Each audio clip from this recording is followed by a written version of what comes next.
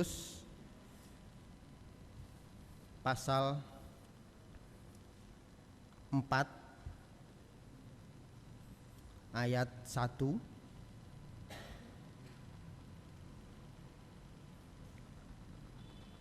atau kita mulai ayat yang ke-7. 1 Korintus 4 ayat 7 sampai 12. Maaf, 2 Korintus ya. 2 Korintus 4 ayat 7 sampai 12. Demikian sabda Tuhan.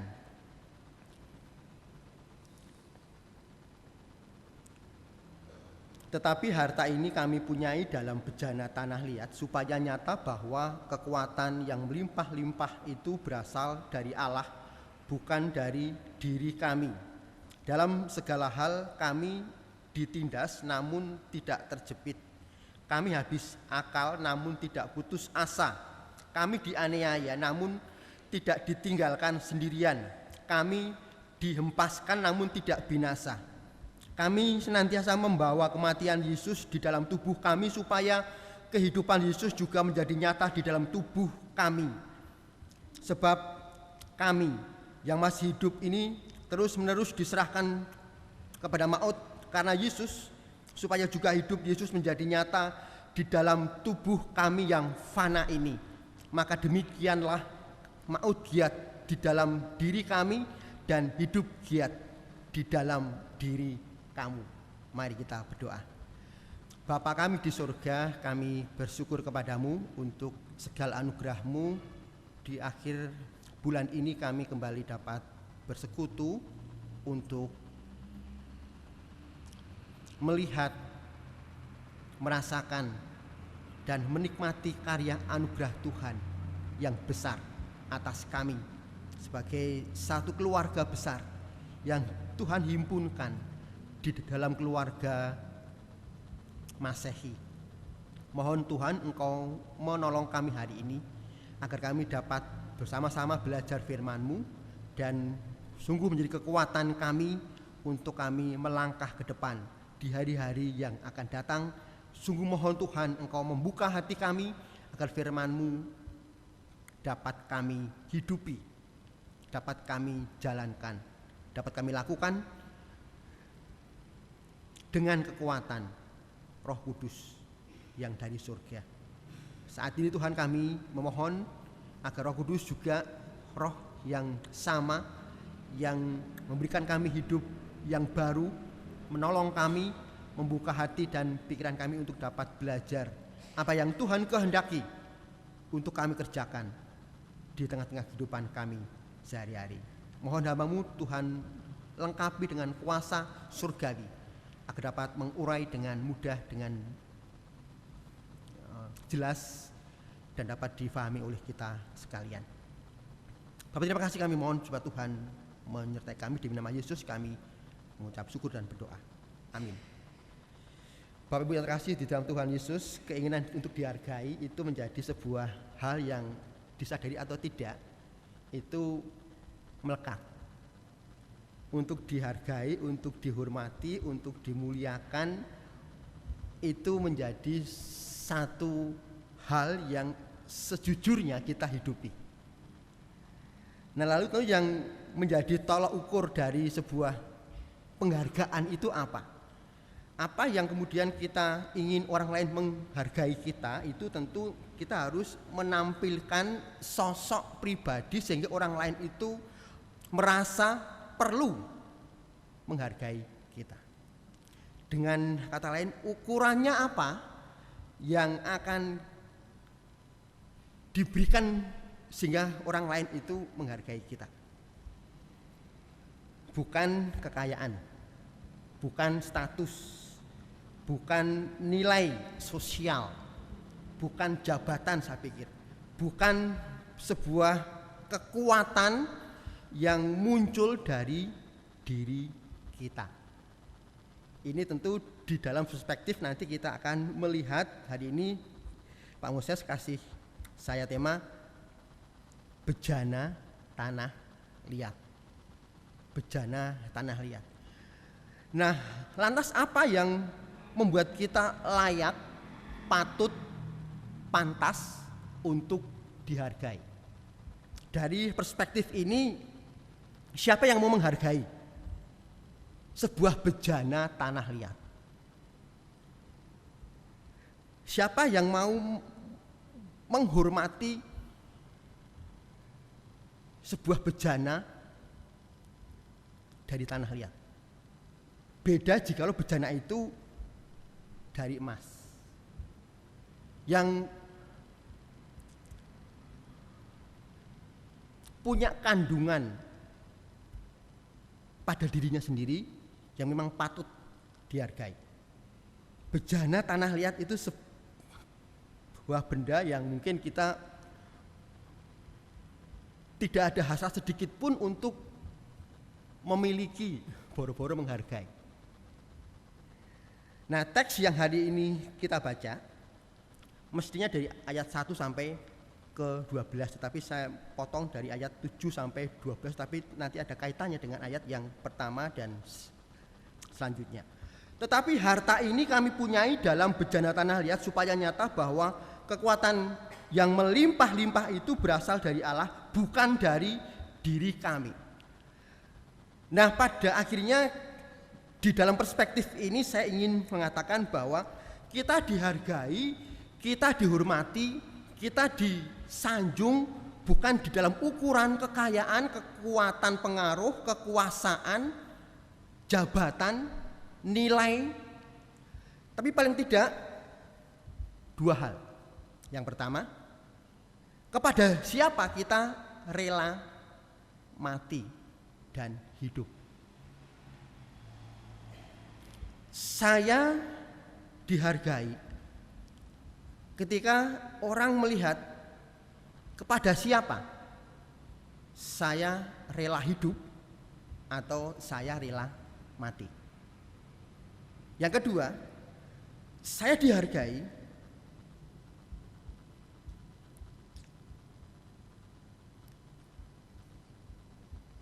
oleh karena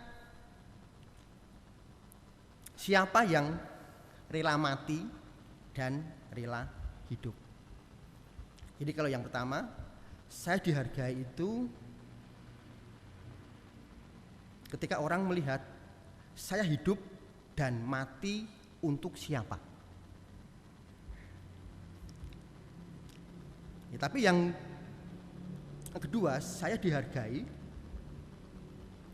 dilihat dari siapa yang rela mati dan hidup bagi saya. Nah, mari coba kita ambil segenggam pasir. Kita pegang pasir itu di tangan kita. Lalu kita katakan, pasir, aku mau mati buat dikau. Pasir, aku mau memberikan hidupku buat dirimu. Ini pasir, saudara sekalian. Kita bicara dengan pasir yang adalah benda mati, ya, yang tidak ada harganya, yang melirik pun kita tidak mau. Tapi kepada yang tidak ada harganya ini kita mau mati, dan kita memperjuangkan hidup kita untuk yang tidak berharga. Dan itu ukuran sebuah penghormatan. Ini paling tidak dari perspektif saya berdasarkan 2 Korintus 4 ayat yang ke-7. Tetapi harta ini kami punyai dalam bejana tanah liat. Paulus menganalogikan bahwa kita ini bejana tanah liat yang tidak ada harganya, tapi di dalam bejana itu terletak harta yang sangat berharga dan tidak ternilai. Jadi keberhargaan harta itu bukan keberhargaan Bejana itu bukan pada nilai yang ada pada dirinya tentunya, tapi pada isi yang ada di dalamnya. Nah, inilah sebetulnya sebuah sikap, sebuah contoh, sebuah teladan kerendahan Yesus. Dia yang mulia, dia yang agung, dia yang tidak terbatas itu mau tinggal di dalam bejana yang tidak berharga, yang terbatas, yang hina, dan yang tidak dilihat orang. Dan itulah yang membuat bejana itu berharga, saya kira. Melihat hal ini tentu kita mengucap syukur. Kita mengucap syukur sebab kita sebagai bejana dikehendaki oleh Tuhan untuk Tuhan hadir di dalam bejana itu. Kita bukan bejana emas yang layak untuk menampung harta yang begitu besar, harta yang begitu berharga. Kita tidak layak untuk mengatakan, ya memang kami ini itu emas, pantas untuk menampung, pantas untuk diisi harta yang berharga. Tapi kita ini sebuah bejana yang tidak ada harganya, sehingga seharusnya kita mengucap syukur dan terbuka dengan seterbuka-terbukanya untuk menghadirkan, mempersilahkan sang harta itu hadir dan memberi penghormatan yang terdalam atas harta yang tersimpan di dalam bejana itu. Nah, tapi sungguh hal yang bagi saya mengecewakan ketika saya mendengar seorang majelis di salah satu gereja mengatakan,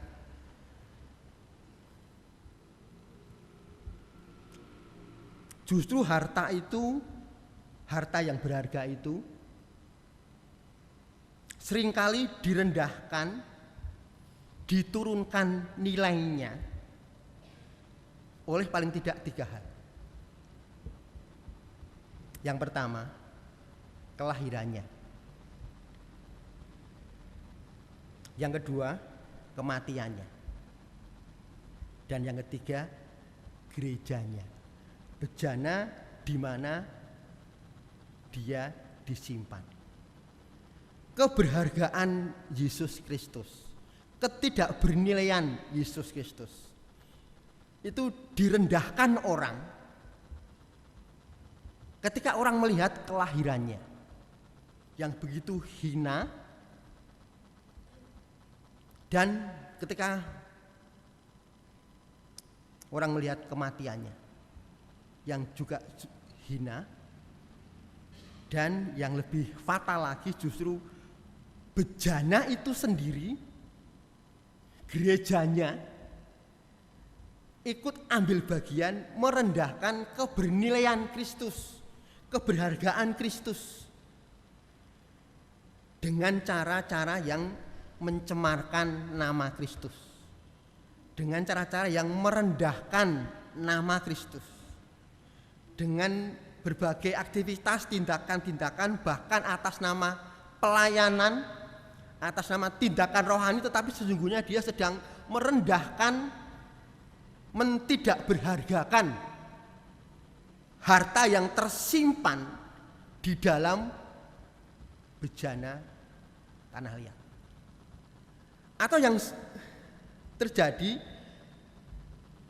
disadari atau tidak, kita acap kali menganggap bahwa kita ini bejana emas, bukan bejana tanah liat. Artinya kita punya kapasitas, kita punya kelayakan untuk seseorang itu tinggal menetap di dalam diri kita. Sehingga jika Tuhan hadir, itu kita merasa ya memang saya pantas layak untuk Tuhan hadir.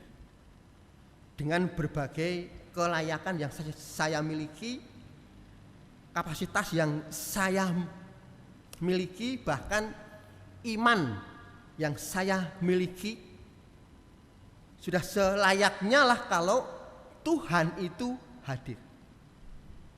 Lah dia kan melihat iman saya. Dia melihat kesetiaan saya. Dia melihat kesungguhan saya di dalam melayani. Maka sepantasnya lah jikalau harta itu hadir di dalam diri kita. Justru yang terjadi adalah tindakan kerohanian menjadi bungkus kita melayakkan diri di hadapan Tuhan. Ada satu perkataan yang bagi saya ini luar biasa dari Kopernikus. Di makamnya itu ditulis begini. Tuhan, aku tidak minta anugerah yang kau berikan untuk Petrus dan Paulus, tapi cukuplah anugerah yang kau berikan pada penjahat yang disalib bersamamu. Artinya apa? Artinya dia sedang meletakkan dirinya sebagai seorang penjahat yang tidak layak untuk mendapatkan anugerah Tuhan. Tidak ada kelayakan sedikit pun untuk mendapatkan sesuatu dari Tuhan. Dan ketika kita membaca apa yang tertulis di nisannya Kopernikus, ilmuwan yang taat, yang takut akan Tuhan itu tidak minta anugerah yang diberikan pada Petrus dan Paulus, tapi hanya anugerah yang kau berikan kepada penjahat yang disalib bersama dengan Tuhan. Nah, mari kita sama-sama menghargai, mengapresiasi, menerima seluas-luasnya, seterbuka-terbukanya, agar bejana itu terus tinggal di dalam, agar harta itu terus tinggal di dalam bejana yang ada pada kita. Dia sudah melepaskan surga agar kita mendapatkan surga. Dia sudah melepaskan hidup agar kita mendapatkan hidup. Dia sudah melepaskan kemuliaan agar kita mendapatkan kemuliaan. Dia sudah melepaskan segala-galanya agar kita mendapatkan segala-galanya. Dia sudah memberikan sampai yang tidak tersisa agar kita mendapatkan segala sesuatu di dalam kepenuhan ilahi. Nah, fakta ini tentu membuat kita gentar. Dan itu yang membuat Paulus tahan banting, dan dia dapat mengatakan, kami ditindas namun tidak terjepit, kami habis akal namun tidak putus asa, kami dianiaya namun tidak ditinggalkan sendirian, kami dihempaskan namun tidak binasa, kami senantiasa membawa kematian Yesus di dalam tubuh kami, supaya kehidupan Yesus juga menjadi nyata di dalam tubuh kami. Itulah artinya Paulus menerima seluas-luasnya, seterbuka-terbukanya, dan dia memberikan apresiasi yang setinggi-tingginya agar bejana itu tetap ditinggali oleh harta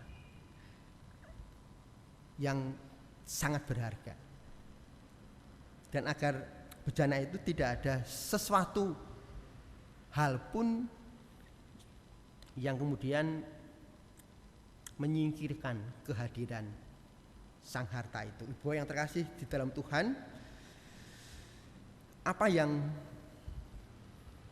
menjadi tantangan di saat-saat kita menikmati kehadiran Allah? Ada seorang yang bernama Theresia Han. Satu saat dia dengan anaknya yang masih kecil dan suaminya makan di sebuah warung gitu ya. Nah, ketika mereka sedang makan, ada seorang pria dengan baju compang-camping, gembel lah begitu, katakanlah begitu, masuk dan makan di warung itu. Nah, rupa-rupanya si anak ini tertarik dengan si gembel ini. Nah, maka terjadilah sebuah komunikasi antara si anak dan si gembel itu. Nah, apa yang dilakukan oleh ibunya,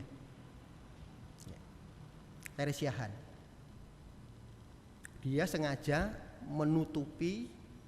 memutus komunikasi anak itu dengan si gembel itu. Dan saat mereka mau pulang, keluarga ini menyingkir agar anak itu tidak bersentuhan dengan si gembel itu, gitu ceritanya.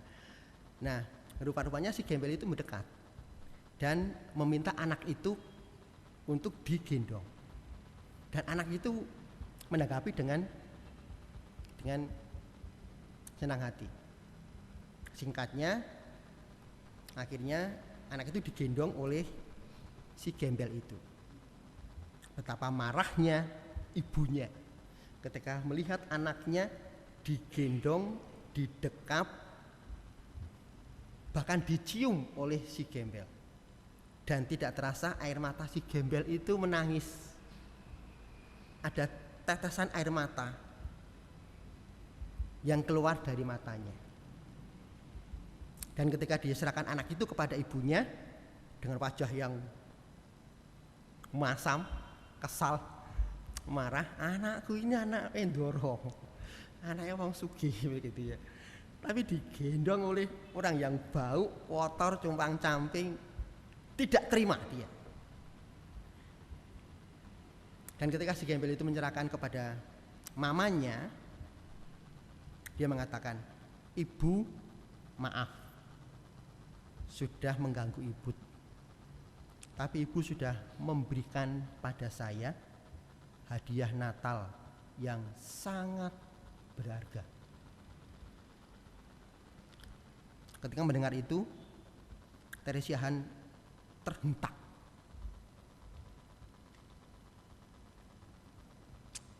Dan ketika dia pulang, dia sadar. Itulah dirinya yang merasa seperti bejana emas,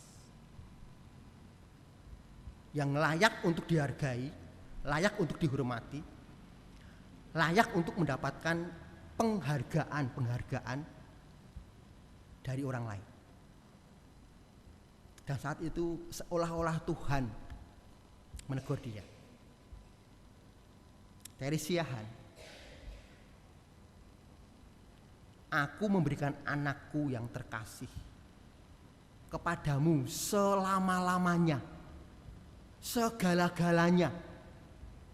Tapi engkau memberikan anakmu sebentar saja pada seorang gembel miskin, engkau sudah marah-marah setengah mati. Dan saat itu Theresia Han ditegur oleh Tuhan betapa dia merasa tinggi hati, sombong, angkuh oleh karena keberadaan dirinya, statusnya yang lebih tinggi dari orang lain. Nah, maka mari kita saat ini belajar untuk merasa bahwa kita ini memang bejana yang tidak berharga. Nah, sejak kejatuhan ke dalam dosa, masalah kerendah hatian itu menjadi masalah utama daripada manusia. Ketika jatuh ke dalam dosa, ada kerinduan, ada perjuangan untuk kita itu menjadikan bejana yang jelek itu menjadi bejana yang baik.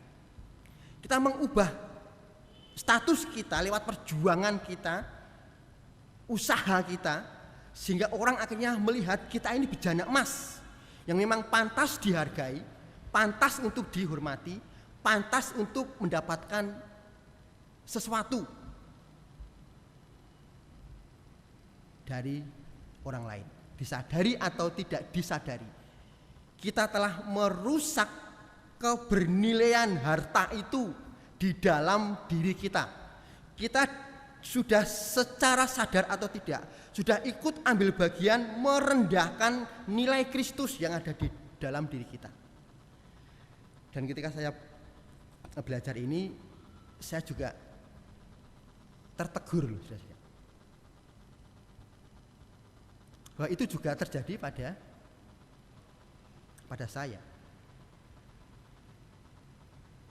Banyak waktu saya memposisikan saya ini bukan bejana tanah liat, tapi bejana emas. Dengan segala kapasitas, dengan keberlayakan, dengan segala kemampuan, saya ini emas, maka hormatilah saya. Disadari atau tidak, usaha kita, perjuangan kita untuk mencapai nilai kita, ketajaman kita di dalam mengolah data misalnya, kecakapan kita di dalam mengajar kita, saya khawatir jika tidak waspada, ini kemudian bisa menjadi tangga untuk kita naik menuju kepada status yang akhirnya meminggirkan keberadaan sang harta yang tersimpan di dalam bejana itu. Nah, apa implikasinya? Yang pertama, saya ingin mengajak kita untuk berani melepaskan segala atribut yang kita genggam, atribut yang kita genggam, apapun itu yang kita genggam, yang menghambat harta itu hadir secara penuh dan terlihat mulia dan bernilai di dalam diri kita. Kita berani melepaskan semua atribut yang menghambat kebernilaian Kristus itu nyata di dalam diri kita.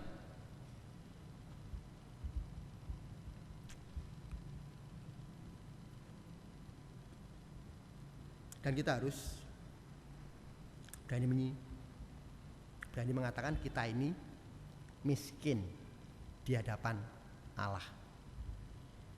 Kita ini miskin di hadapan Allah. Di dalam terminologi Rasul Paulus, dia menganggap sampah semua yang dia miliki dan dia menjadi miskin. Dan dia mengatakan kemiskinan itu seperti layaknya bejana tanah liat. Mana yang paling berharga yang akan kita genggam? Hal apa yang paling berharga yang akhirnya kita perjuangkan mati-matian untuk kita genggam? Ada seorang misionaris namanya Fred Craddock.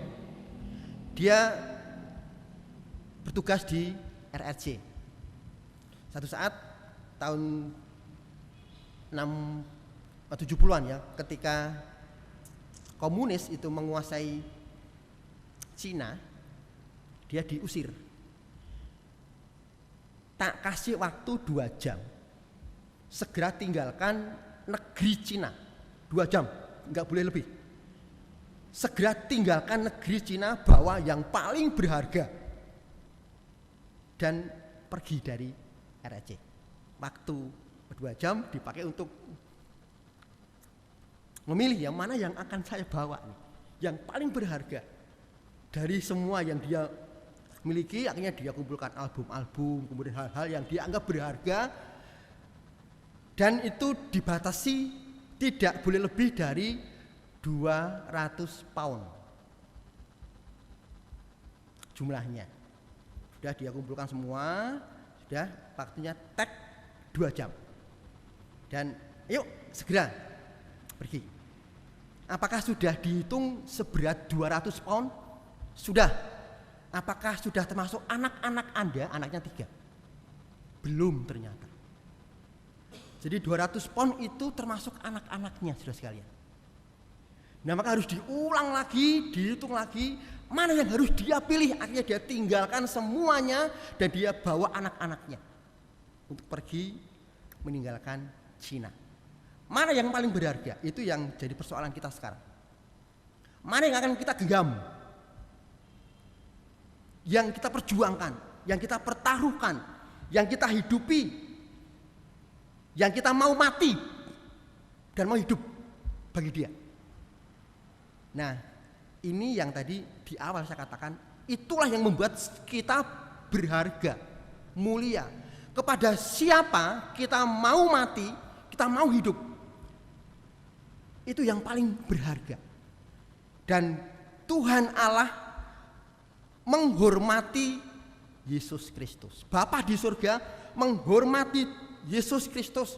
Dia dibangkitkan oleh Allah. Itu sebuah bentuk penghormatan Bapa. Ketika anaknya yang tunggal itu memberikan hidupnya sampai tidak ada lagi yang tersisa. Yang pertama. Yang kedua, Allah Bapa menghormati Yesus ketika dia taat hidup kepada Bapa di surga. 2 hal itu yang di awal tadi saya sampaikan. Kita dihormati, dihargai, dilihat dari 2 ukuran. Nah, apakah lantas kita tidak boleh berjuang untuk mencapai achievement tertentu? Tentu bukan dalam pengertian itu. Tentu bukan lantas saya mengatakan kita pasif sajalah. Jangan berjuang mencapai hal-hal yang ingin kita raih. Jangan berprestasi. Bukan dalam konsep itu tentunya. Tapi mana yang kita mau pilih, mau kita hadirkan di dalam bejana ini, di tengah-tengah begitu banyaknya instrumen-instrumen yang mau hadir dan mengisi bejana ini. Mana yang mau kita utamakan, mana yang mau kita perjuangkan agar yang ada itu adalah betul-betul yang memang menjamin hidup kita di dunia dan akhirat. Nah, ibu bapak yang terkasih di dalam Tuhan, itulah artinya mengosongkan diri. Mengosongkan diri, bejana ini mari kita kosongkan dari semua anasir-anasir yang bisa mengganggu, bisa menghambat kepenuhan dari sang harta itu tinggal di dalam bejana itu. Kita kosongkan semuanya, tetapi tidak dalam pengertian mengosongkan diri seperti yang terjadi di dalam agama-agama timur. Mengosongkan diri, meditasi, kita kosongkan roh kita sebagai tujuan, the ultimate of our life. Itu bukan itu. Tapi kita mengosongkan diri di dalam pengertian agar Yesus Kristus berkuasa hadir secara penuh, dan pada akhirnya dia akan keluar melimpah luber. Itulah dinamika iman. Yesus tidak akan bisa dibatasi oleh apapun juga. Dan ketika dia dibatasi oleh bejana itu, dia akan tetap meluber. Oleh sebab itu mari kita bersama membiarkan dia tinggal memenuhi kita, bahkan biarkan dia meluber keluar dari bejana itu. Nah, ada seorang anak kecil yang ikut mamanya KKR. Ada tantangan begini, saat ini siapa yang mau terima Kristus masuk di dalam hati Anda, gitu kan ya. Nah, anak itu mau angkat tangan ragu-ragu. Mamanya angkat tangan dan maju. Nah, baru setelah ibadah selesai, si anak ini sengaja bertemu dengan pengkhotbahnya. Pak, saya mau tanya, tadi saya mau angkat tangan loh Pak. Loh kok gak jadi, kenapa? Saya takut Pak. Ngapa takut? Sebab Tuhan Yesus itu kan sangat besar, sedangkan saya kan kecil. Nanti Tuhan Yesus tidak muat dong di hati saya. Lalu pengkhotbah itu mengatakan, justru disitulah intinya. Gitu. Justru disitulah intinya, nak. Nah, yang ingin saya katakan, kita tidak akan mungkin